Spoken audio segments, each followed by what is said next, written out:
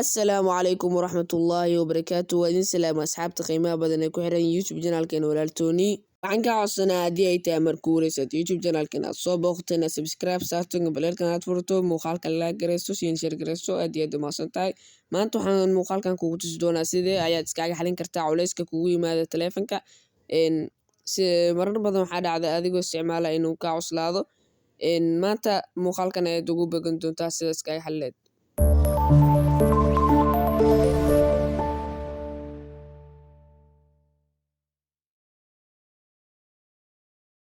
Marka ugu horeyso waxaad soo furanaysaa Play Store-ka, waxaadna taabanaysaa qaybta sare ee profile-kaaga ee sawirka saaran.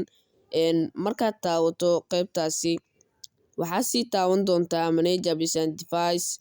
Markii aad taabato Manage Apps and Device, wuxuu ku keeni doonaa qaybtan. Waxaad taaban doontaa Manage, kadib meeshaas Installed ay ku qoran tahay ayaad taabanaysaa.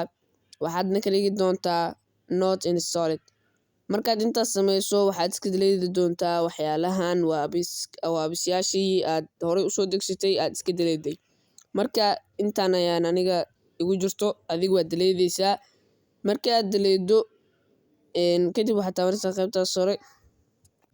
qaybtaas sare ee delete-ka, kadibna waad kasoo bixi doontaa insha Allah. Waa intaas oo keliya. Waxaan ka codsanaa haddii ay tahay markuu wareysato YouTube channelkan aad soo booqato, subscribe inaad noo saarto, gambaleelka aad furto, muuqaalkan like-tiis iyo share-tiisna aad siiso. Aad iyo aad ayaad mahadsan tahay. Muuqaalkan maanta intaas ayuu ku egyahay. Sidaas iyo nabadgelyo. Bye bye.